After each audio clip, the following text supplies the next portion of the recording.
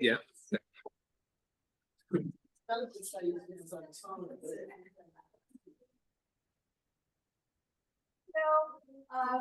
afternoon, everyone. Welcome to the webinar, which is on eliminating gender-based violence, strategies for countering backlash. I'm Sohaila Nazneen. I'm a senior fellow based in the governance cluster, and I'm chairing this event. Our panelists today will reflect on the country synthesis paper that we have from the program, which is called Countering Backlash, Reclaiming Gender Justice. The program is funded by CEDA. It is a 6-year program. We work with different partners in 6 different countries. The papers that I'm talking about that the panelists will refer to and their own reflection are a part of the voice strand paper, which strand work, which I lead this strand, but I've been very fortunate to work with the brilliant panelists that you will hear from. Let me just introduce the panelists first, and then I will introduce our discussant. So we have Mahin Sultan, who is a senior fellow of practice at BRAC Institute of Governance and Development, BIGD, in Bangladesh. We have Nayal Rahi, who is based and affiliated with American Arab Institute of Women, based in Lebanon. She's also currently doing her PhD in Canada. We have Professor Josephine Ahikire, who is based at University of Makerere, and we have Cecilia Sardenberg, professor who is linked with Naim at University of Bahia in Brazil. So welcome to all of you, and thank you so much for being a part of this panel. And then I have with me our discussant, Professor Naomi Hussain. You all know of her work on social movement and civic space. And also, she is a key expert on Bangladesh, if you read anything that's been published on Bangladesh.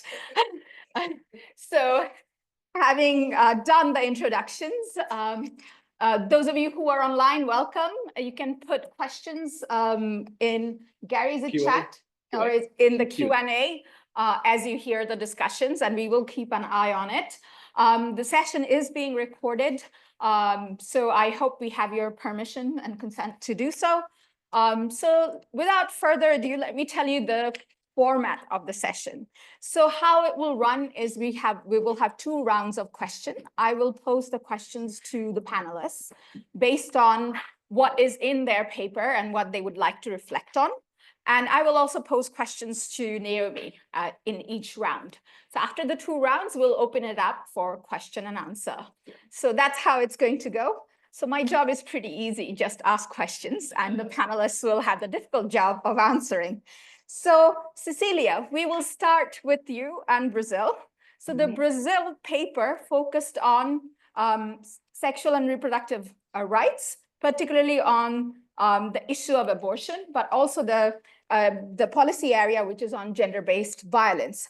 What the Brazil paper shows is that abortion activists are being attacked and targeted both on and offline, but it also shows that the various mechanisms that existed in Brazil to protect women and sexual minorities from gender-based violence, those being dismantled by the regime, particularly the Bolsonaro regime made it even worse. So could you tell us a little bit more about the way violence unfolded in these particular policy cases and how these practices in these areas sort of evolved over time? And it's not the first time that violence has been used against gender justice activists, or they have been attacked, or institutions have been dismantled. But was there anything different in the way you witnessed contemporary backlash in Brazil? So Cecilia, you have 5 minutes. Well, good morning, everybody. When you talk about violence in Brazil, we are just still shocked with news that Bolsonaro and about 30 other generals, well, he wasn't a general, are being indicted because of the attempted coup in Brazil, and they had plans, and this has been disclosed last week, of assassination of Lula, his vice president, and the head of the Supreme Court. So this is not, violence with Bolsonaro was real, and he's indicted, and we're going to see, what's going to happen. But there are 36 people that are being indicted along with him. So this is what's happening in Brazil right now. At the same time, we have good news. Uruguay elected a leftist, just yesterday. So Latin America, it's going to be a little bit better than what we expected. But, I made some notes to answer the question because I tend to talk too much and I didn't want to miss anything. So, well, the issue of violence in Brazil and the issue of legal abortions are, really important to us. And that's what we've been focusing mostly doing in our research. We know that since 1940, when the Penal Code was implanted in Brazil, access to abortions were only legal in two instances: if the pregnancy came as a result of rape, and if the pregnancy incurred in risk to the life of the mother. Nonetheless, it was only in 1989, can you imagine, since 1940 to 89, when the process of redemocratization of the country, started after 20 years of military dictatorship, and when a new constitution was formulated, a process in which feminist movements participated intensively. And in the terms of Luisa Undina, who was the first woman mayor of the city of São Paulo, which is a major, the main city in Brazil. And it was only then in 1989 that access to legal abortions through the public health system became available. And the hospital that were offered was a public hospital, and it ran the service until 2017. That is until after the coup, a little bit, when it was discontinued by the mayor of the city. As you know, this is already, a backlash. There were no more good access to the public health system offering legal abortions. But feminists had to pressure the local authorities in all the states to follow the facilities being mostly concentrated in the big cities. We had to fight in Salvador to get a public hospital to offer access to legal abortions and the procedures. And with the rise of the power of the left, with Lula and Dilma and the Workers' Party, and with it, the construction of what we called a participatory state feminism in Brazil, whose efforts were directed towards expanding the facilities for legal abortions in the health system. They were also successful in facilitating the access to the procedures, such as eliminating the need for the presentation of a police report in the case of rape. More recently, through actions of the feminists in the Supreme Court, access to legal abortions were also permitted in the case of anencephalic fetuses which did not have brains, that could not survive outside of the womb. However, with the coup against President Dilma Rousseff that happened in 2016, backlash came crashing strongly against women's reproductive rights and against, all the programs. Firstly, with the Temer government, he was the vice president who participated in the coup, who was from 2016 to 2018, as well with Bolsonaro, which was even worse. The Special Secretary for Public Policy for Women, which had been created by Lula and expanded by President Dilma, there was a restructure such that it lost its cabinet-like powers. And both of these presidents nominated evangelical women pastors who openly claimed their fight against abortions to head what was left of it.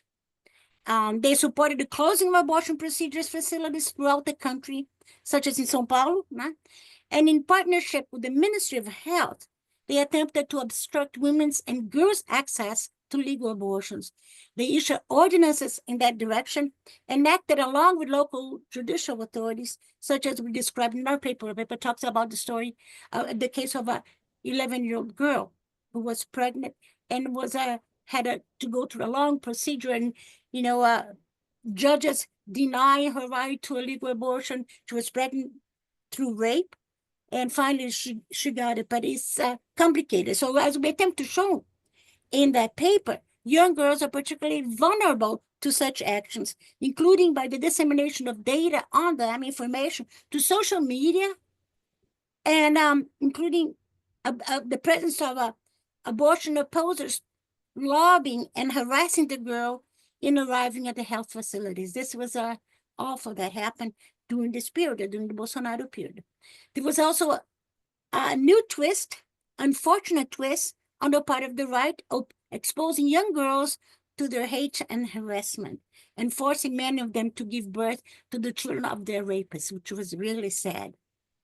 We know the similar attitudes of backlash were also directed towards confronting gender-based violence. In 2006, President Lula, while he was president in his first term, he sanctioned Maria da Penha, which is it's been considered one of the most advanced legislation packages to confront gender-based violence.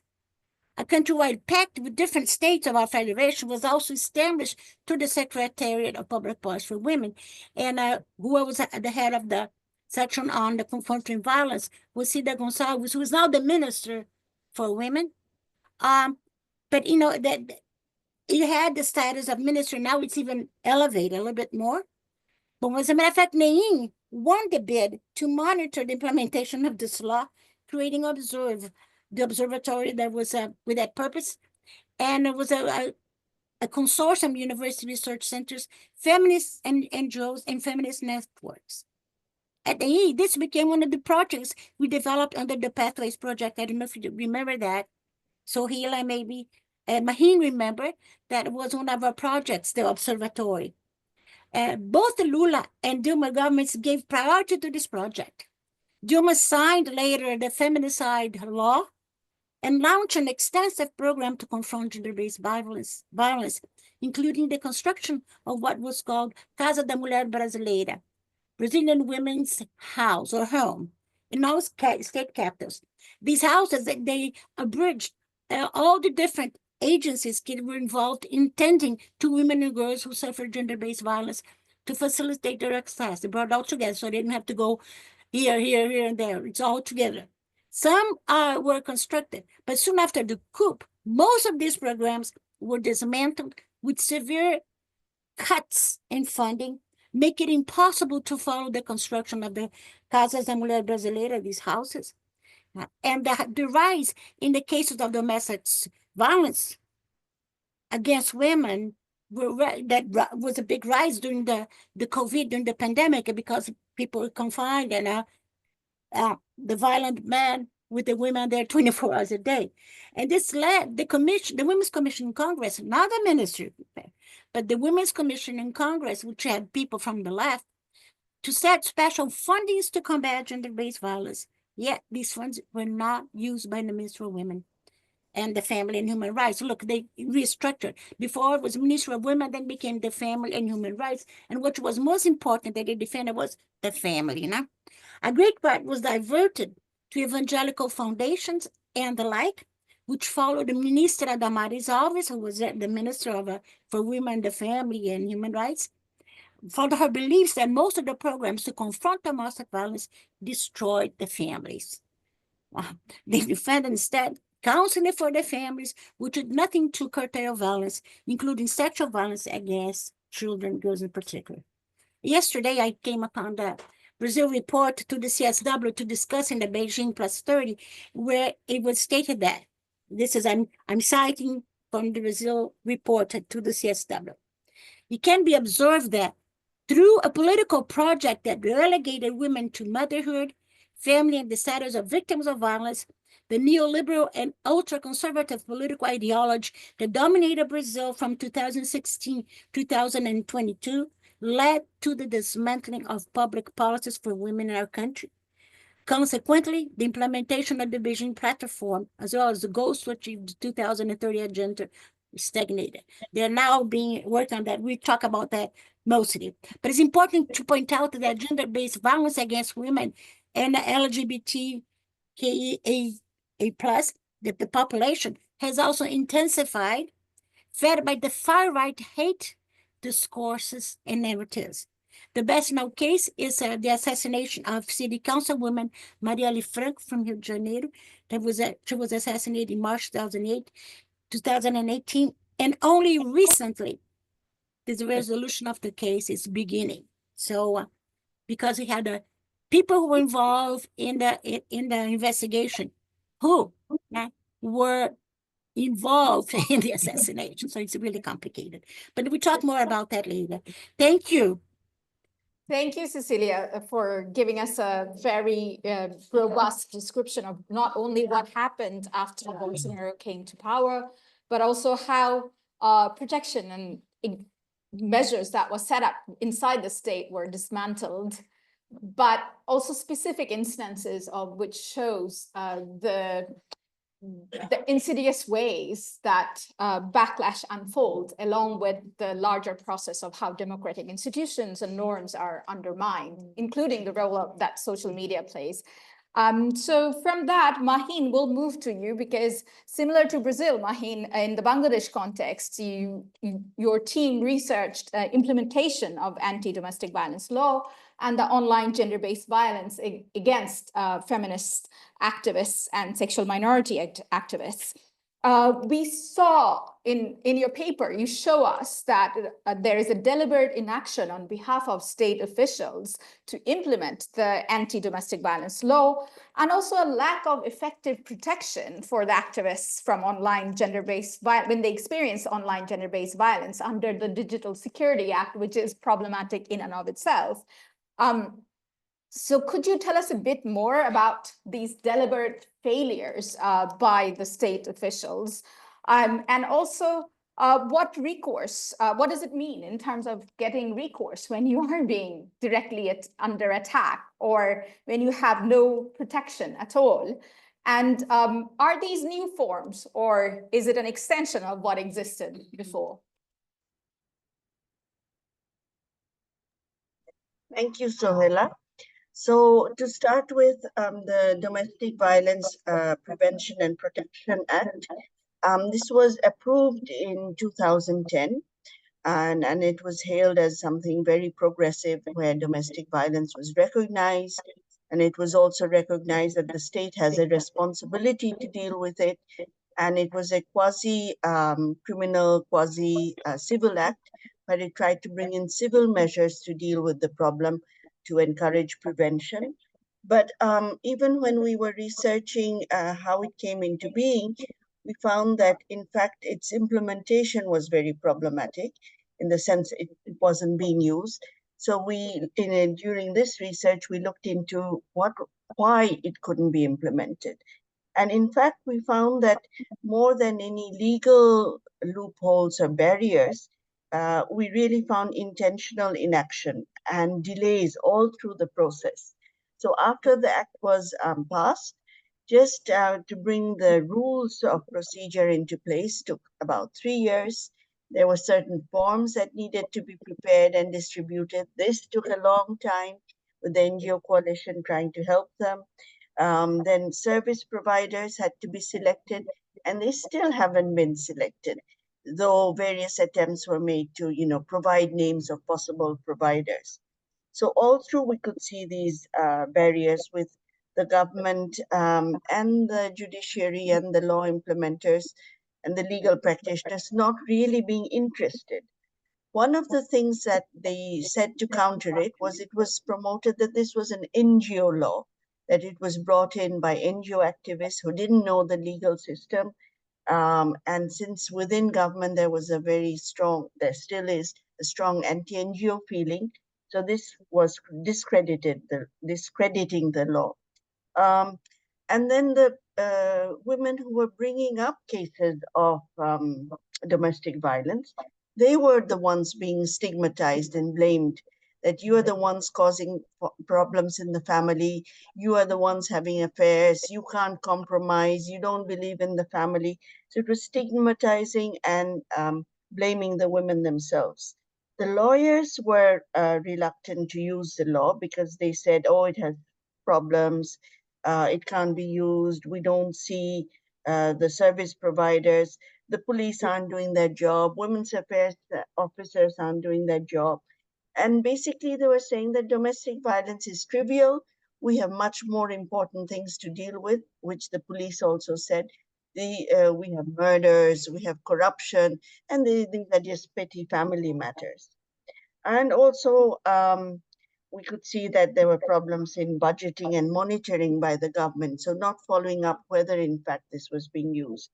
So in fact, we found that backlash at the implementation level is very different from policy formulation. and rule makers are not the rule enforcers. So it's a different set of actors. So coming to the online gender-based violence, we also found that there were problems in the fact that it wasn't recognized for very long as a form of violence.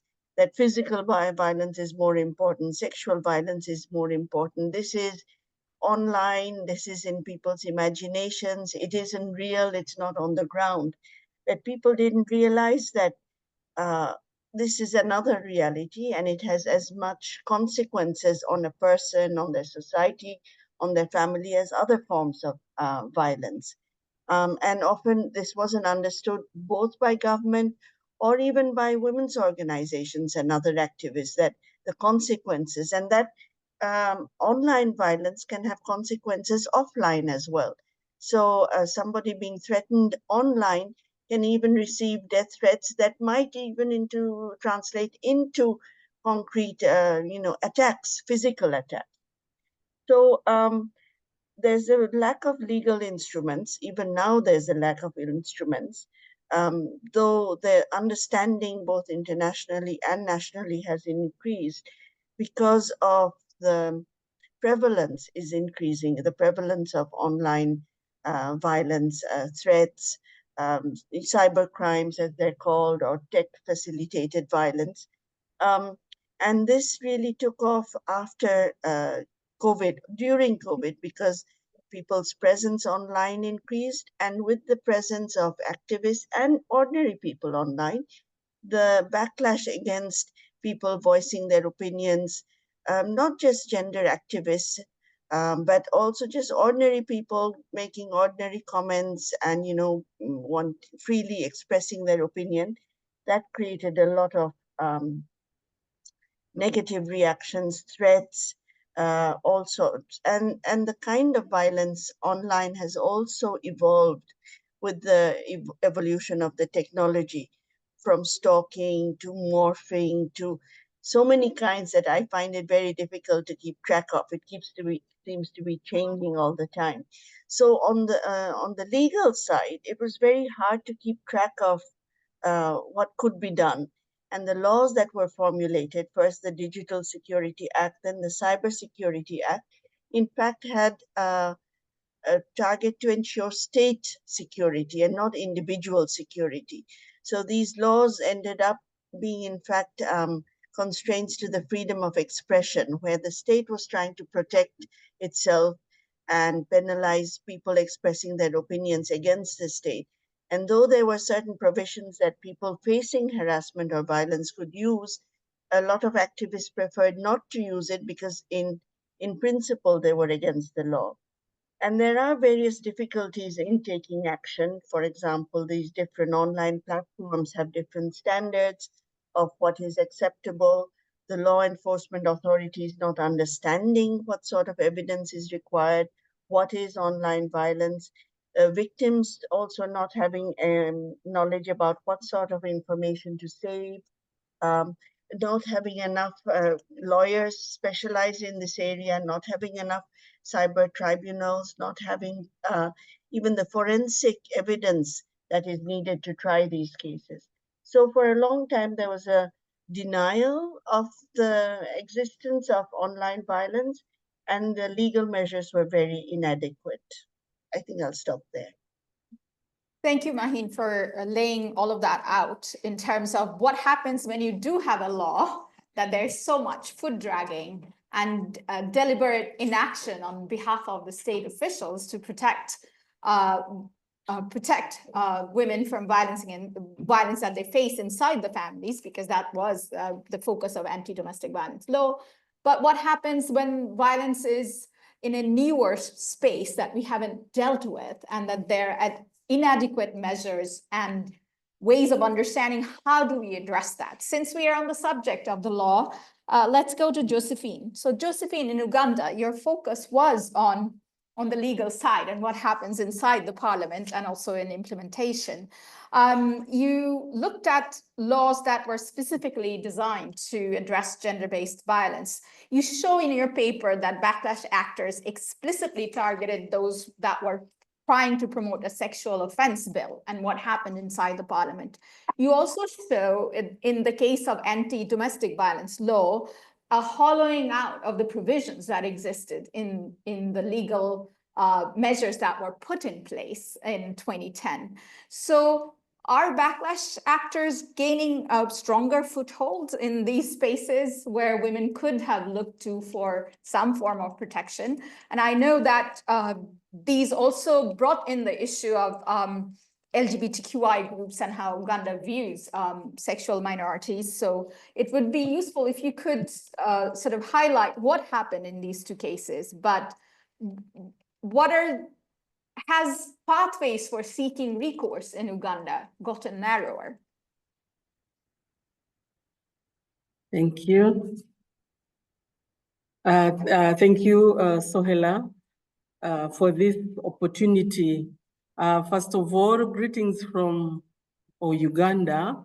And let me introduce my team from Uganda, CBA Center for Basic Research, Dr. Amon Mwine, Jova Katushabe, Aklam Namanya, and Harriet Pamara. So that is the strong team that delivered that country report, including myself.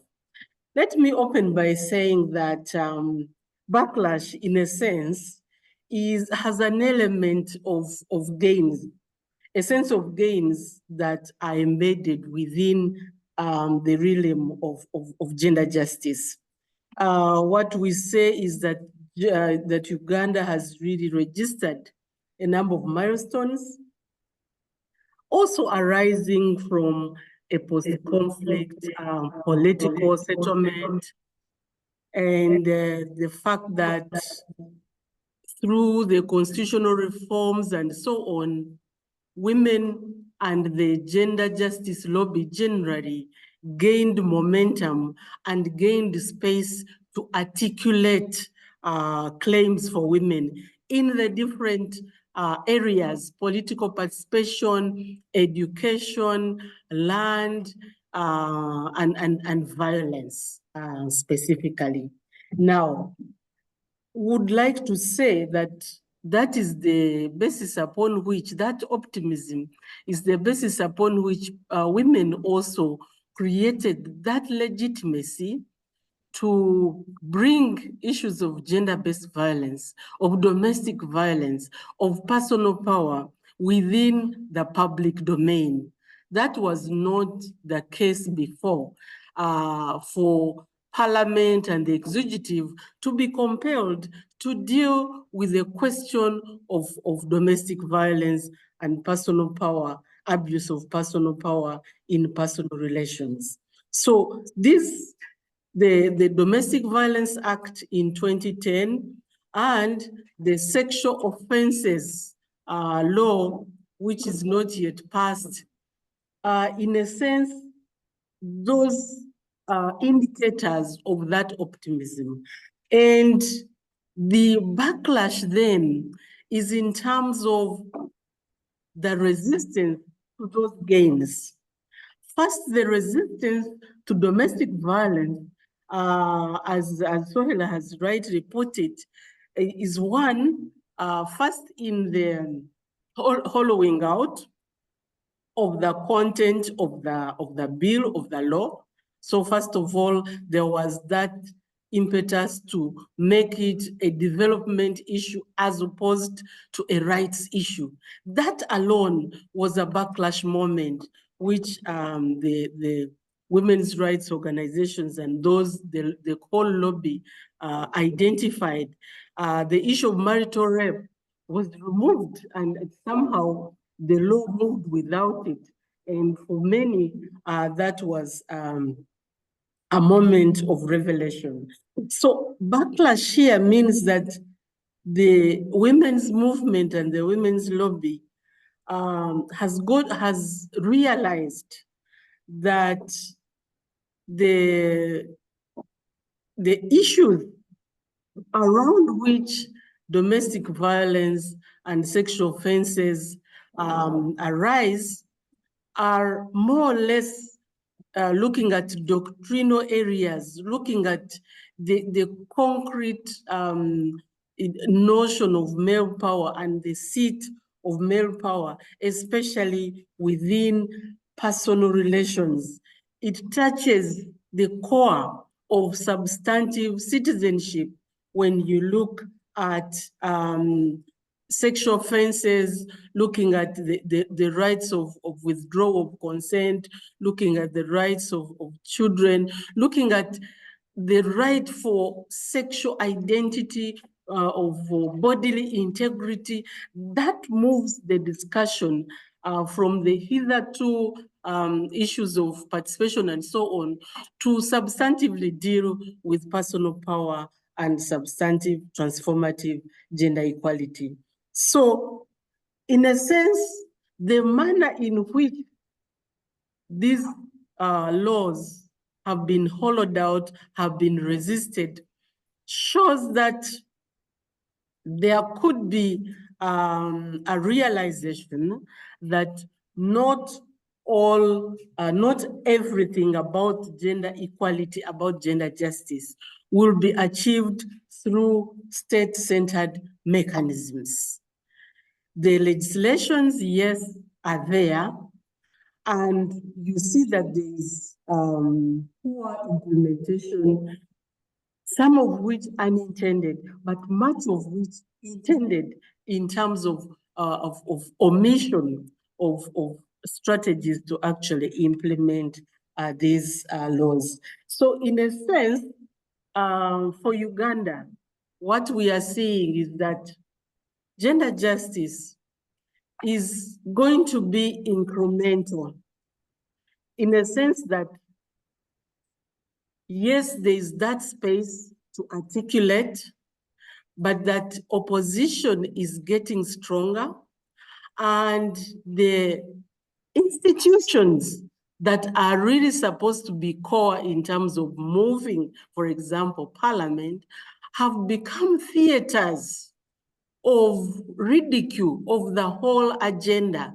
If adult males of 60 years or 50 years or 55 can stand and say a girl of 14 years is a ripe mango, that kind of ridicule means that you cannot depend on the same institution to deal, for example, with sexual violence against children, or even the whole issue of child marriage. Somebody has said, if you're talking about a child and marriage, these are completely opposite things. So you shouldn't even allow a discussion on child marriage. So in a sense, this is a mixed kind of bag. So you have that sense of optimism, and you have a way in which gender justice has created a broad front to deal with these very substantive issues of gender equality, but there is also the realization that there could be other spaces, other vents to achieve a much more substantive gender justice in the country. I stop there. Thank you. Thanks, Josephine, for sort of alluding to other spaces and sort of how our formal spaces are being co-opted by oppositional forces, because we will come back to that in the second round on how do we counter. Nai, the Lebanese context is perhaps the most difficult context among what we are looking at in terms of the different countries in the program.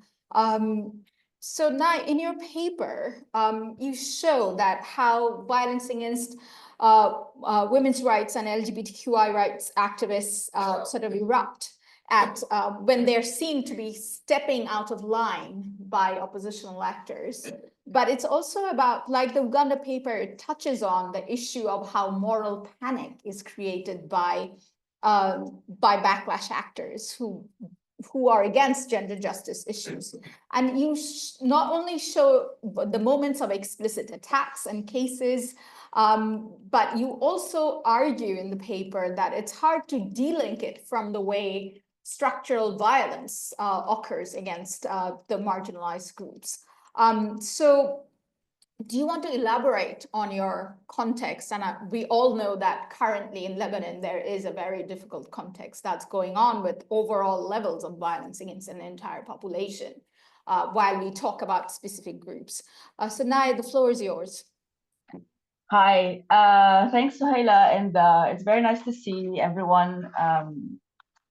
I miss all of the partners, and I'm hoping to see you soon. So as you said, let me just preface this discussion because we're talking about structures and because we believe not only because of the social sciences and anthropology and all of the sciences that we operate within, center colonialism as one such structure that perpetuates violence and that grants the colonial entity the right to kill, maim, destroy, and reconfigure, but also because our lived experience in Lebanon, at least, and definitely in the Levant, like in Palestine, as we've been seeing, we can see very clearly that like colonialism is one such structure that basically dictates a lot of what we have to deal with, even as marginalized communities.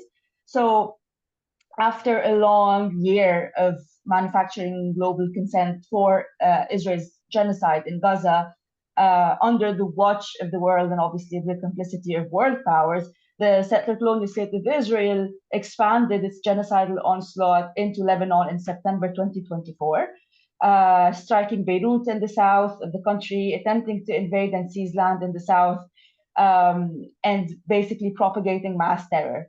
So since September, Israel has been dropping bunker buster bombs of thousands of pounds on densely populated neighborhoods in Beirut. In October, tanks and troops gathered at the southern border, preparing for land invasion, after which a wholesale decimation of tens of towns in the south of the country and in the Bekaa and the eastern part of the country, targeting of the area's health sectors. For now, at least 6 hospitals has been put out of service in these areas, targeting ambulances and paramedics, and transforming entire neighborhoods in Beirut, storehouses of memories, histories, routines of hundreds of people into legitimate targets of Israeli fire. Today marks the 74th day since the launch of this escalation, the third Israeli war within my lifetime. I'm 37. The number of casualties since October 8, 2023, in Lebanon reached 3,670 martyrs and over 15,000 injured, and that's very important to the context, 1.2 million displaced people. And these numbers are being updated daily, multiple times. So the Lebanese, you know how the Lebanese joke, if you have any Lebanese people in your life, you know they're very funny. I'm not saying I'm funny, but the Lebanese joke about how they have seen tragedies of all shapes and forms, and that the only predicament left, the cherry on top, would be like an asteroid hitting the country.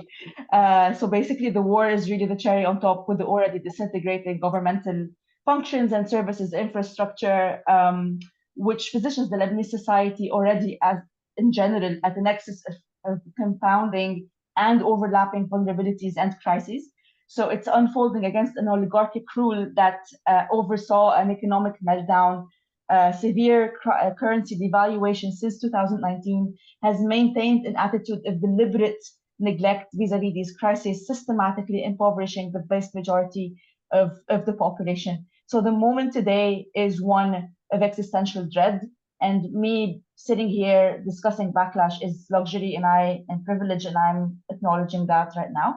So in the context of this paper, we discussed the summer of 2023 as a moment of alarming escalation against LGBTIQ communities, in parallel with worsening economic conditions. So there was the political parties, lawyers, organizations, and even celebrities like launched a wave of anti-queer hate and crackdown on queer communities. For context, again, Lebanon is yet to repeal Article 534, and our Article 534 is a French colonial relic that basically criminalizes unnatural sex. It's the most widely debated article on sexuality, and it's historically been used to persecute queer communities and instigate waves of moral panic. And this slew of troubling remarks by political parties and this wave of moral panic, basically within that context, an extremist Christian group called the Soldiers of God attacked a queer-friendly bar in Beirut in August 2023, and this was an alarming escalation. This hasn't happened before.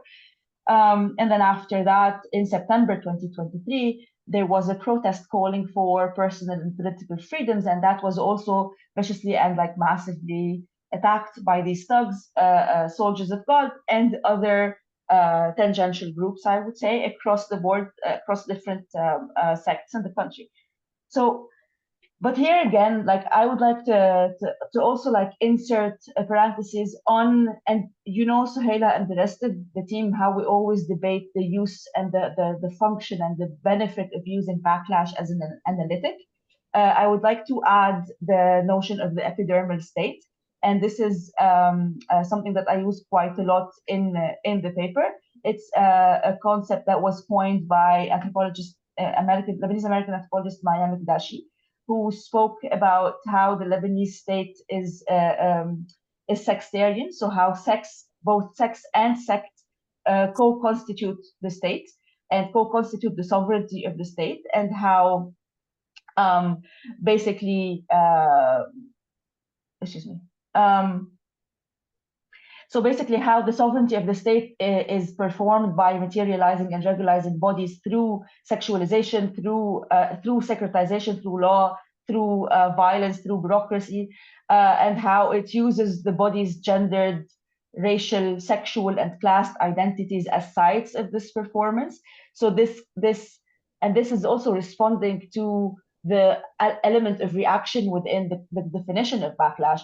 The state in Lebanon has always been obvious and violent and sovereign to vulnerable groups, queer, migrant workers, refugees, the incarcerated, sex workers, among others. And it's within the scope of this state and the uncontested powers of the oligarchic rule there. We came up with a defining features of backlash in light of the epidermal state and the way it works.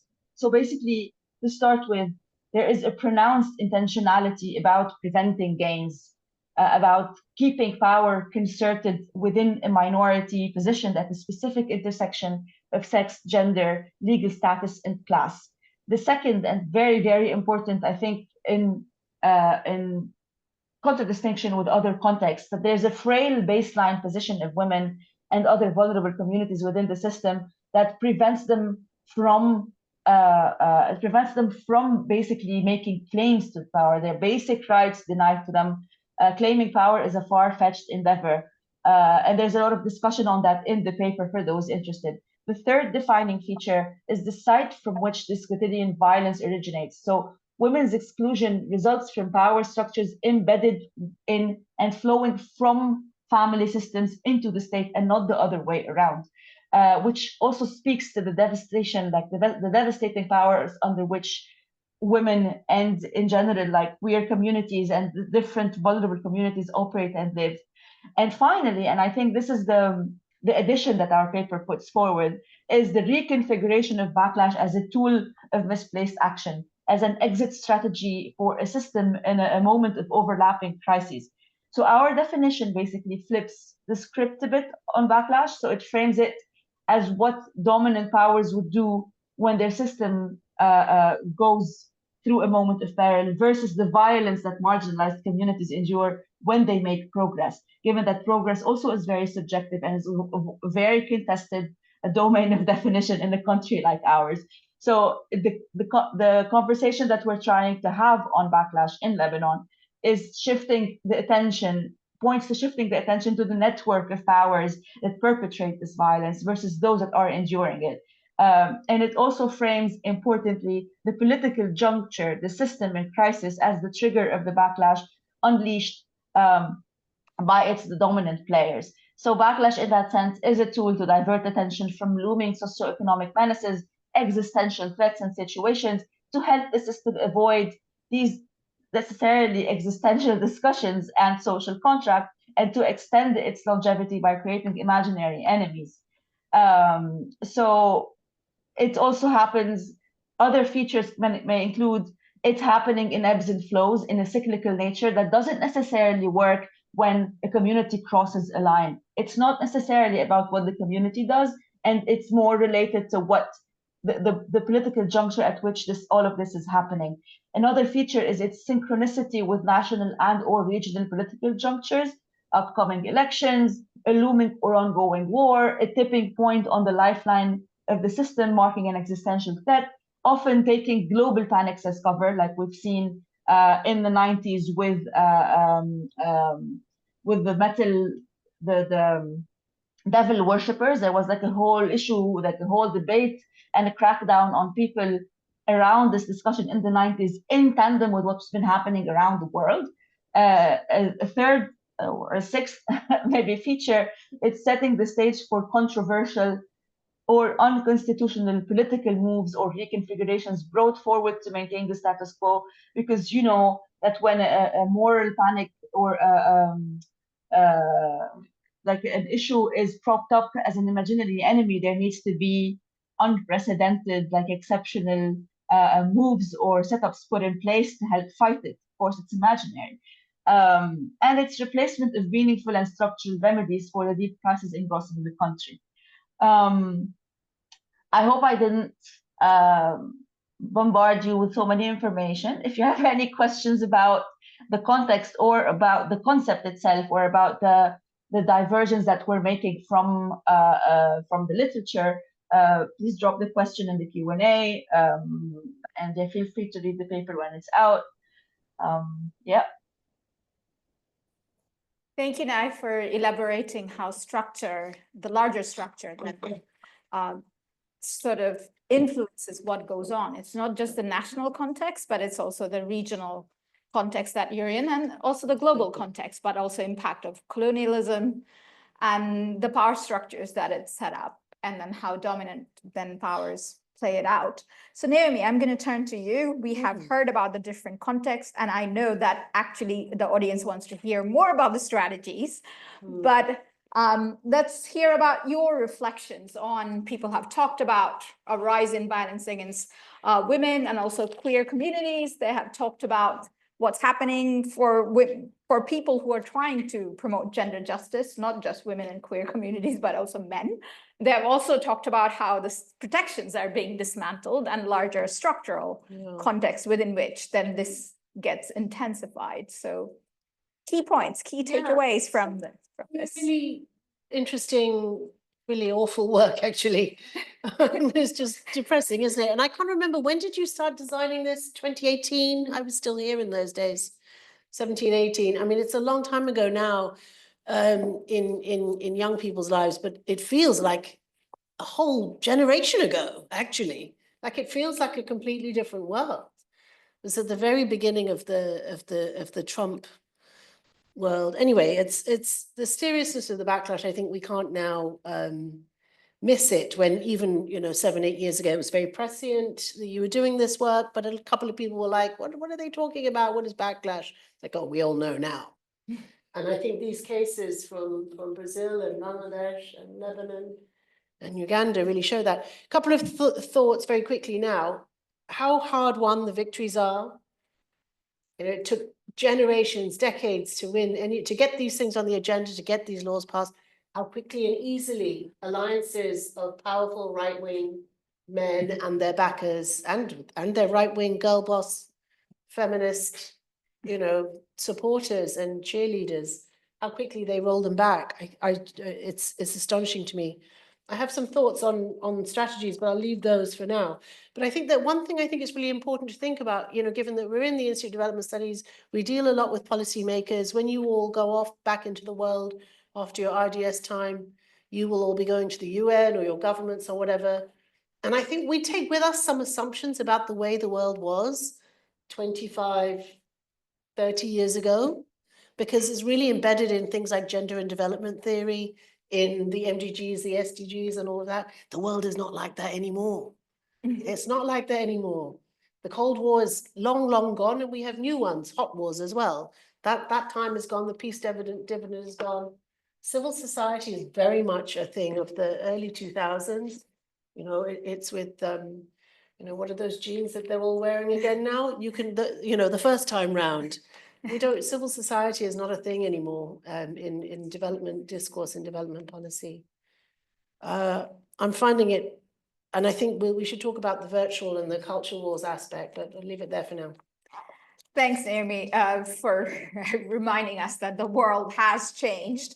You know, we are not in Kansas anymore, as Dorothy would tell Toto, you know. So given that, you know, it's a completely different world and our assumptions don't hold. I mean, the program started with what we were seeing in terms of what was unfolding, but also sort of doubting ourselves that is this real, or are we panicking too much? Well, almost 6 years later, it wasn't. We weren't panicking too much. We were right on the money. But the question is, what works? How do we hold the space that we had created? Certain victories have been rolled back. So how do we reclaim it back? And we know that fights are taking place everywhere, not just the usual research spaces. So a lot of the talk about backlash started with looking at the US and Eastern Europe and also Latin America because of gender ideology and the focus on that. But fight is going on everywhere, as you heard.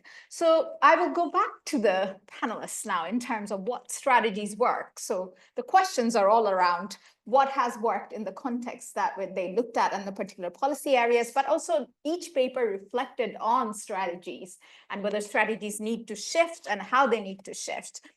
So Josephine, I'll start with you. In your paper, you talk about basically how in each policy areas that you looked at that actors are fighting back. So what are the 2 or 3 key lessons that you will say we can learn from the Ugandan context? Thank you. Yes, the world is changing, the terrain of gender inequality is changing, there is moral panic and so on.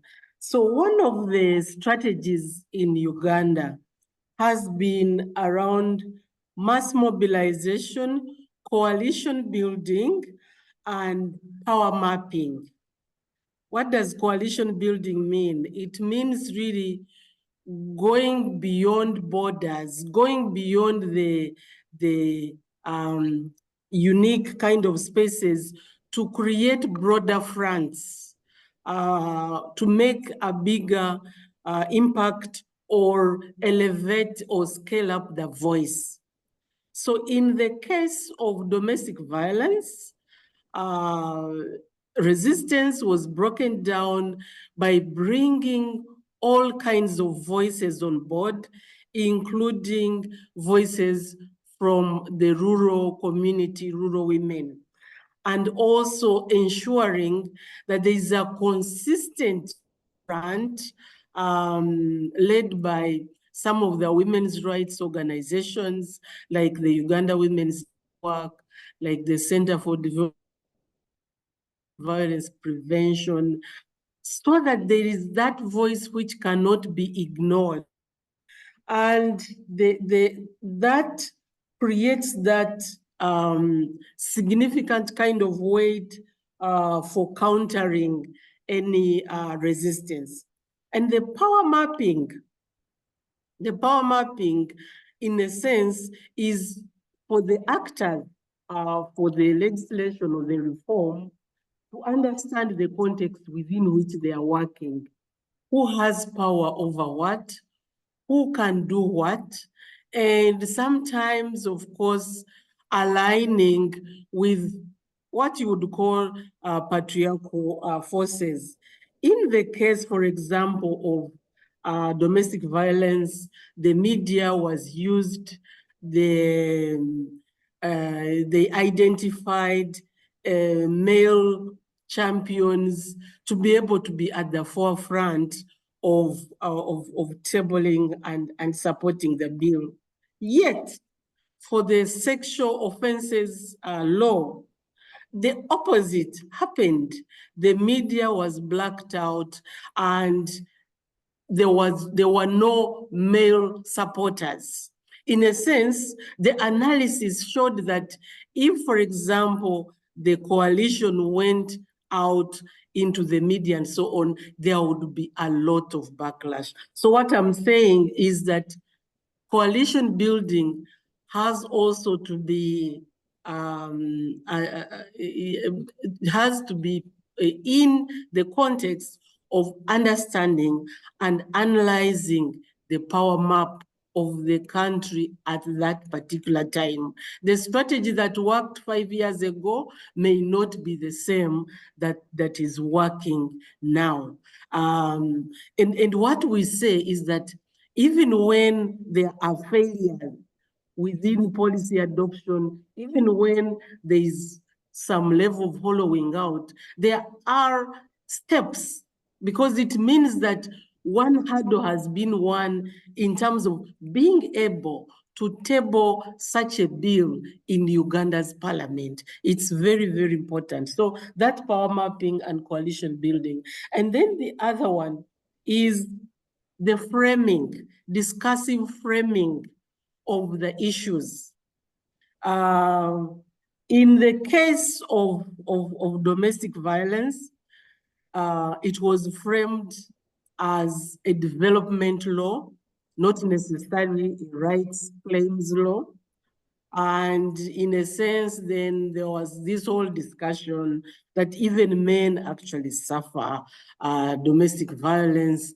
A man actually was supposedly, a whole commander was supposedly murdered by a woman in that period, and the law was, quickly passed. So that discussive framing, which of course has its own deficits, in a sense that in some cases it's instrumentalist, it's liberalist in nature and so on.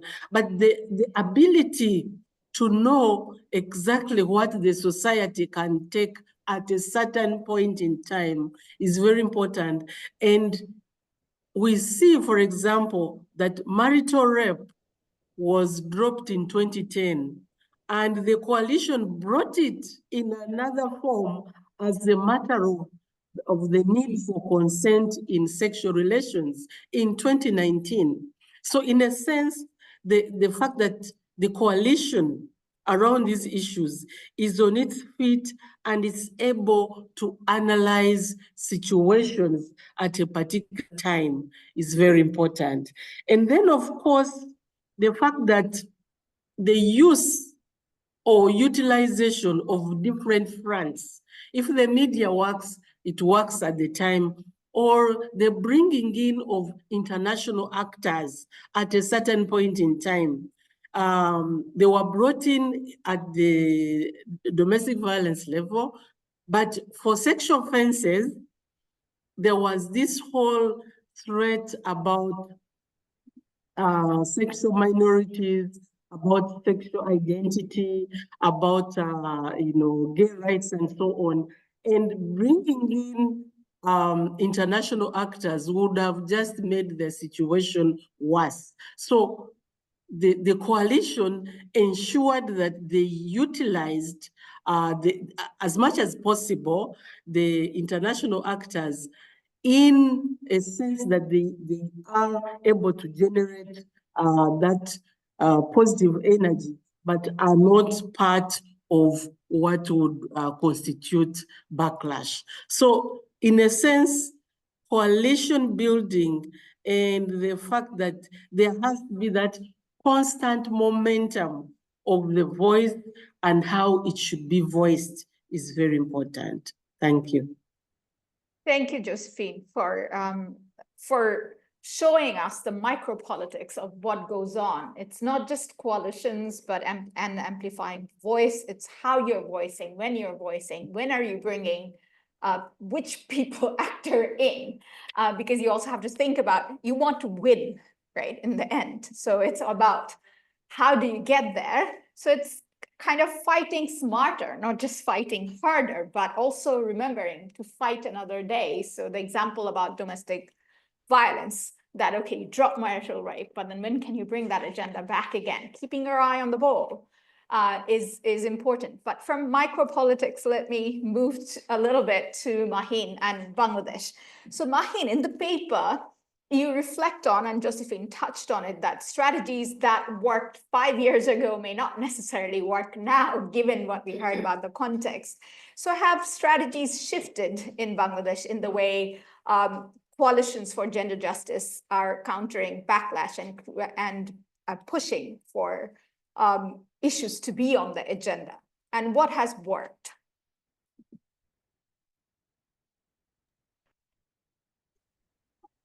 Thank you. One of the issues is that if strategies don't shift, then often the movements are not as effective, because somehow the opposition also gets used to those strategies and they find ways around them. But if we look at the 3 different cases that we did study, we found some new strategies to deal with the changes in context, particularly with regard to online violence, where very many younger feminists were involved and who are also much more familiar with technology. And there we found one of the strategies was what we called, and they called, in fact, strategic invisibility. So being very aware of what things would go online, what would not go online, what would be shared in different forums, which platforms would be used for what, how to manage the public messaging, what kind of comments to allow, what kind of comments not to allow, to have managers for their different pages who would sort of curate what the discussions. So being able to have greater control over the online presence, and also how to combine both online with offline work. So preparing in a more closed space things that might, events that might take place offline, but not allowing people to get to have too much information about the offline event before it took place. So managing opposition that way. Another strategy seemed to be, and maybe that links up with what Josephine was saying about the power mapping, but also being aware of who you can ally yourself with, who you need to work with. So sometimes the allies are people who may not have exactly the same understanding as you on, let's say, domestic violence, but they can still support your cause of providing justice or legal aid or support or protection to people who are suffering domestic violence. And we found that in the case of Bangladesh Mohila Parishad, with the allies that they were working with at the local level, where in fact, even without using the new law, they were quite effective in providing support to women who needed support in cases of domestic violence, often working with other lawyers who were very stereotypical and not at all supportive of domestic violence as such. And this also, the people working on online gender-based violence, the women activists hadn't previously worked with, let's say, legal activists or people working on freedom of expression or data protection, because they were coming at it from a very different angle. But gradually, through also the interactions we had with them, and over the course of the 3-4 years that we did the research, they evolved and felt that they needed to engage much more with the legal practitioners, the legal work around legislation that could provide more safety and security online. So, coming together with people that they normally wouldn't work with. And another strategy we found, which even surprised very many people in the women's movement, was it's another case that I haven't talked about, but the reform of the Hindu family law.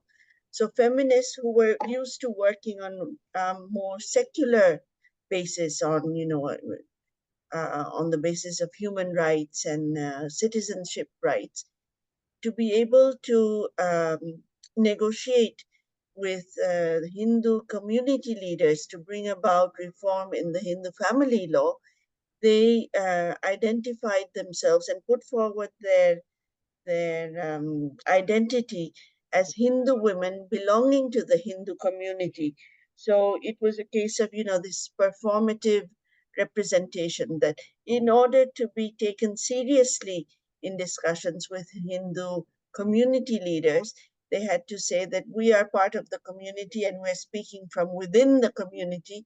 And this is not an outside agenda, but something that the Hindu women in the community want, to be able to negotiate from a position of strength with the community leaders.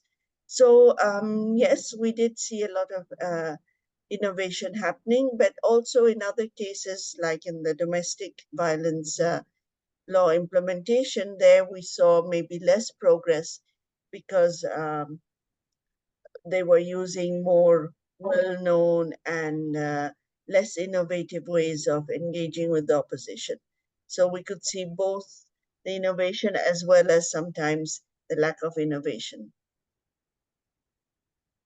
Thank you, Mahin, for outlining that and the importance of evolving and changing your strategy. Cecilia, I'm going to move to you and talk about the strategies in your paper, or touch or draw your attention to tell us more about it, because in Brazil, despite Bolsonaro activists sustained their pressure, and they used many creative strategies to fight back. So could you tell us a bit more about what was happening in terms of the creativity and innovativeness, but also how did you fight back under such a repressive regime that did not like what you all were doing? Oh, well, it wasn't easy, right? That's why I'm here at 77 years old, almost continuing to fight. But one of the major issues that we've been facing was gender-based violence. And in Brazil, until fairly recent, it remained invisible. And it was even regarded as normal, as an issue of the private domain. Like I say, a fight between men and women, do not butt in. Right? A husband and a wife, do not butt in.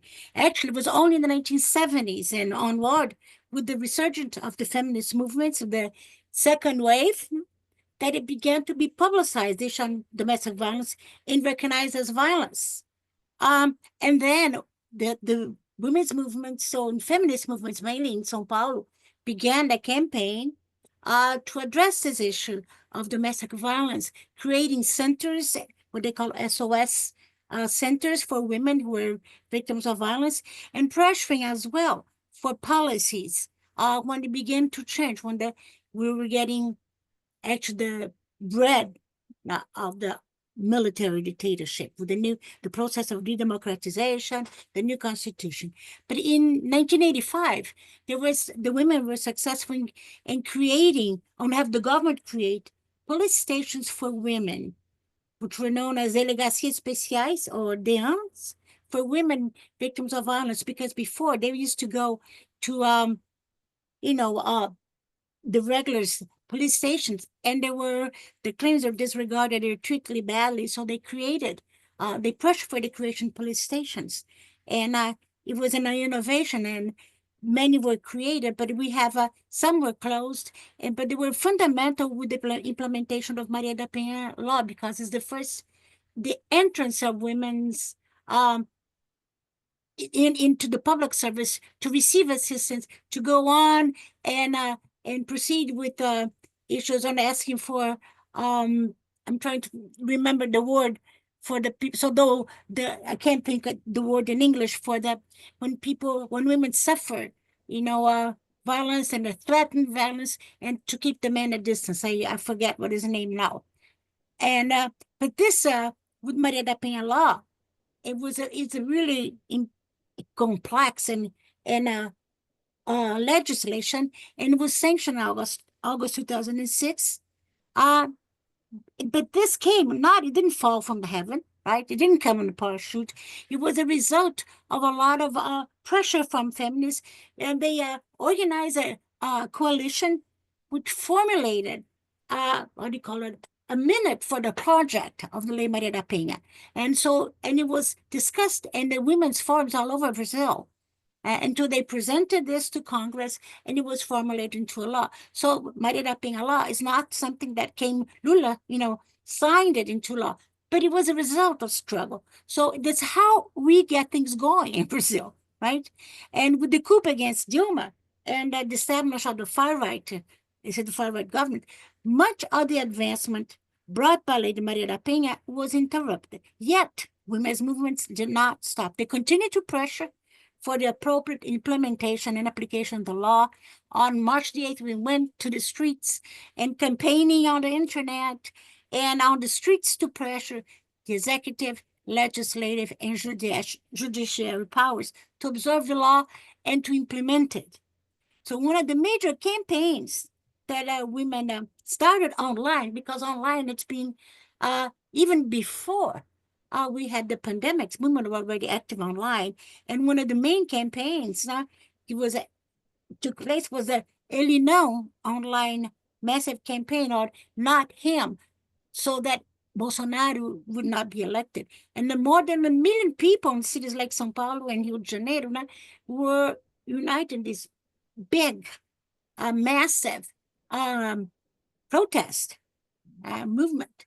I was in São Paulo that I participated in this protest. It was amazing, right? And against the Bolsonaro, but still he was elected. Right? More recently, another this one has been very successful campaign, the one that says, criança não é mãe, estuprador não é pai. It's against all the obstacles that were put by the Bolsonaro government and the Ministry of Women under his government, against the access of young girls, of women, to legal abortions, which are legal, as I said before, in case of rape, when the pregnancy case of rape. Criança não é mãe means a child is not a mother. Estuprador is not a father, and the rapist is not a father. And it's a big campaign that tries to, it's been confronting, and up to now, it's been successful in stopping law projects that seek to criminalize any abortions. No, to criminalize all kinds of abortions, and particularly the legal ones at the moment after this 22nd week of pregnancy, right? And this project has been on in Congress. It's they call it's the rapist project, actually, but it penalizes women who have abortions. It intends to penalize women that have abortions after the 22nd week with 20 years imprisonment, which is much longer a punishment than the sentence that's imposed on rapists. So that's why they call it the rapist, law project. It's important to note também that with the breakout of COVID, the pandemics, with the COVID pandemics, most of our campaigning remained online. But as soon as the lift, the isolation, social isolation was lifted, women gained the streets again as soon as it became possible. They have also turned to the judiciary, pressuring the Supreme Court, presenting causes such as the one which led to the approval of the legalization of abortion in case of an Westphalia. But there's one important thing to note. Women who were presenting this cause and similar causes in defense of abortion in Supreme Court have been persecuted by the extreme right, such as Deborah Diniz, and she had to flee Brazil. She's in the States now because she's been threatened. Other women have been threatened as well. Martha Tiburi is another one who was threatened. So there is violence against these women. But Martha is back and fighting, right? And Deborah, I believe, is back as well. Well, the articulation actually of regional and national networks towards that end, to support these women, at the same time that's pressuring to change the law or not let it go backwards. It has been a crucial strategy, and more recently, so have actions directly in Congress, as in the feminist occupation, that to talk directly in person with the Congresswomen and men. One was held in 2022, and 2 of our student researchers participated. So they're doing their following and talking. The same time was like doing research, but at the same time, they were participating in this occupation. And it was really important. They were able to, how can I say, to suppress in a certain sense, the move by the far right to honor the judges, there were women judges who tried to stop young girls from having access to legal abortions. Of course, with Lula's election in 2022, there have been important changes in terms of the formulation and implementations of policies to confront gender-based violence. But it's important to stress that the far right, particularly that of religious fundamentalists, continues to control Congress, presenting several law projects like the one of that, what do you call the Rapist Project, to make abortions totally illegal, forcing feminists to act as firefighters to prevent the passage of such backward and unjust legislation against women's human rights. So we're always, on call because, it's difficult to advance because we're trying always not to go backwards. Right? Firefighters trying to, put out the fire here, put out the fire there, which is it's really stressful. On the other hand, it's important to see that important legislation has been approved towards confronting gender-based political violence against women, and LGBTQIA plus people in politics. So we're able to advance. There's still a group in Congress of women who are very active, right? And but they're small. It's a small group. Women have occupied very few chairs in Congress, and many of them are from the extreme right. So we have to continue fighting. But activism online, on the streets, in occupation actions, such as the one in Congress, and of course, coalitions, not only of feminists, but with other women's movements in Brazil, such as the Black Women's Movement, which is very strong and active, the rural women movements, and those in original, indigenous, and traditional communities with professional women are there fundamental. We need to network with all these progressive movements, and we have been, understanding that an intersectional perspective must be at work to understand how gender-based violence affects women in different intersections differently. In Brazil, Black women are the main victims of gender-based violence, particularly feminicide. Thanks, Cecilia, for drawing attention to the intersectional aspect, but also being active in many different spaces that you need to be able to continue fighting. Naik, could I move to you for reflecting on your paper draws attention to this similar theme in terms of organizing in different spaces. Could you tell us a bit more about these different spaces? And of course, currently those spaces may not be there, but we'd like to know about what was happening before the current context, because the paper does touch on that very interesting aspect. So Nai, the floor is yours.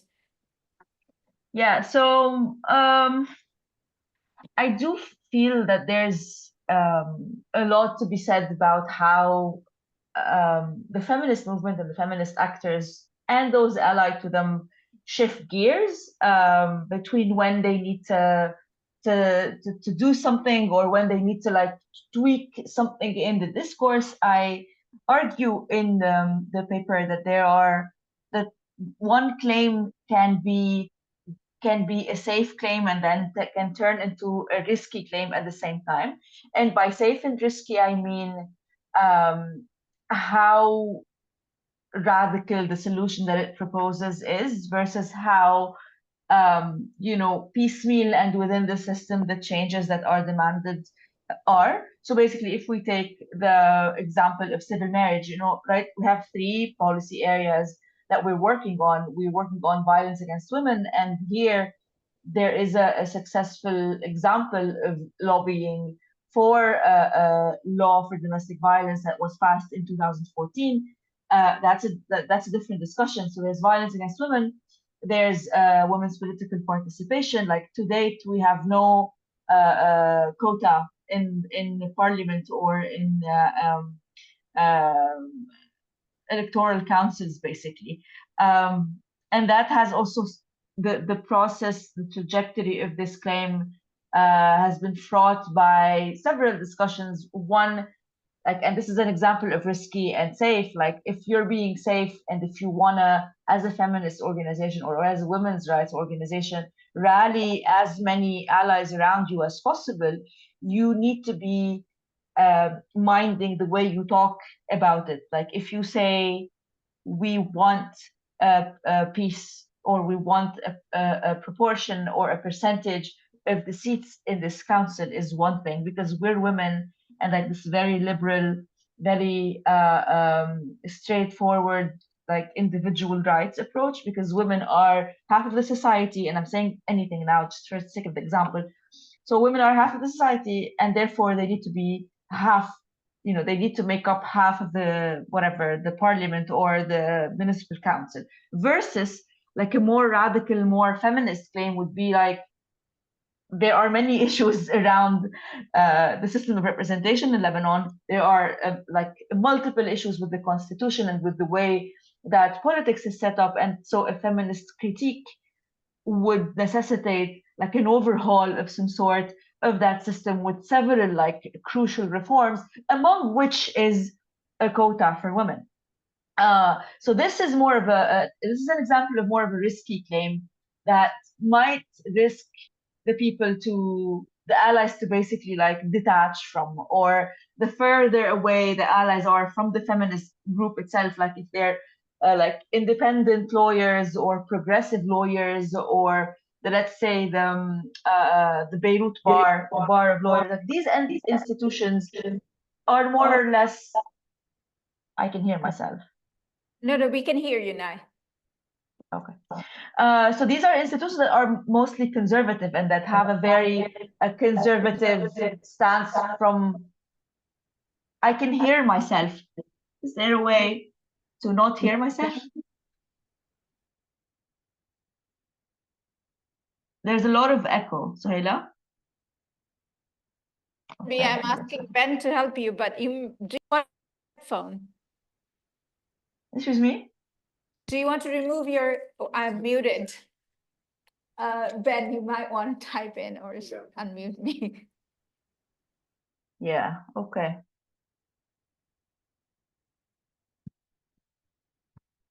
Is that better? Can you hear me? Yeah, we can hear you now. Okay, so I was saying, like, this is an example of how a claim can become risky. Like, if you tie, whenever these women's issues or women's rights are tied to a broader a critique of the political critique of the system, the riskier they become, and the less likely it becomes for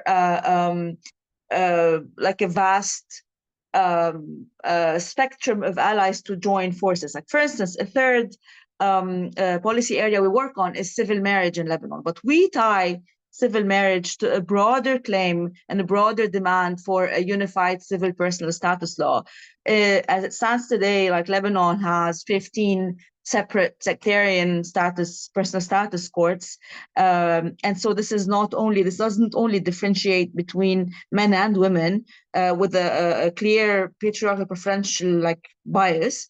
It also differentiates among women themselves. So it prevents women from making unified claims to authorities because they're ruled by different sectarian authorities. And that's why if we demand civil marriage on its own, like the logistical set or framework that allows civil marriage to be legal in Lebanon, it doesn't solve anything else beyond that. So you still, if you contract a civil marriage in Cyprus because you can't do it in Lebanon, or if you can do it in Lebanon, your kids will still belong to the sect of their father.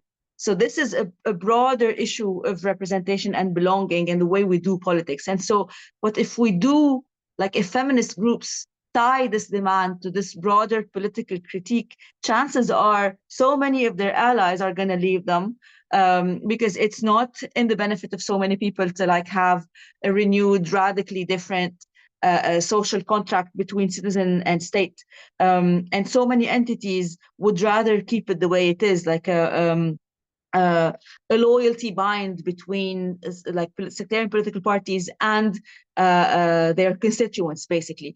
And so a lot, but also like what we've seen in the past maybe 5 or 10 years, maybe a decade, there's an increasing awareness about the fact that these piecemeal approaches and these piecemeal demands to like just a quota or just civil marriage or only this one law that can protect women but doesn't protect women's children who are being abused in the household because the children belong to the sect of the father.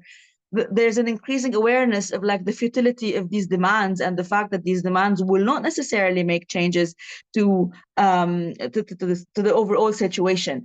And while this awareness is positive and points to maybe a new renewed feminist politics and ethics, it also makes it way harder for them to further these demands because they will have to deal with a lot of dodgy corridors of politics, because you still need to go through political parties which are essentially representatives of sectarian powers, and these sectarian powers and religious powers have strongholds and have institutions, and they will not let go of it easily. So yeah, I think the discourse helps as a response to your question, remodeling the discourse to look at or to demand a broader, to integrate women's issues into a broader set of like a feminist political critique of the system it I think filters out all those who are just in on a particular campaign to look better or to basically take off something on their laundry list. So, and while this is positive, it is also that much harder to make any real progress on that. Thanks, Nai, for drawing attention to the complexities of working on the ground and what happens. So I know we were going to have a Q&A session, but we have a class in here. So I'm going to give the floor to Naomi, and Naomi will tell us what she's drawing from all these rich discussion around strategies. So Naomi, you have the floor. We have collated all the Q&A that you have put in the chat box. And those of you who are here, feel free to come up and talk to us. The papers are already online. So Naomi, you have the floor and you have the last word. Okay, thank you. Well, it's been really, really interesting, no? Okay. Colin. Well, thank you. It was chastening and interesting to hear your takes on the strategies that you can use in these difficult times. But one thing I think I did want to rewind a bit to reflect a little bit on, the sources of backlash, why it's happening now, what it means, and to think about, because if we think about why it's happening, it's obviously not just about moral panic. It's obviously not just culture wars.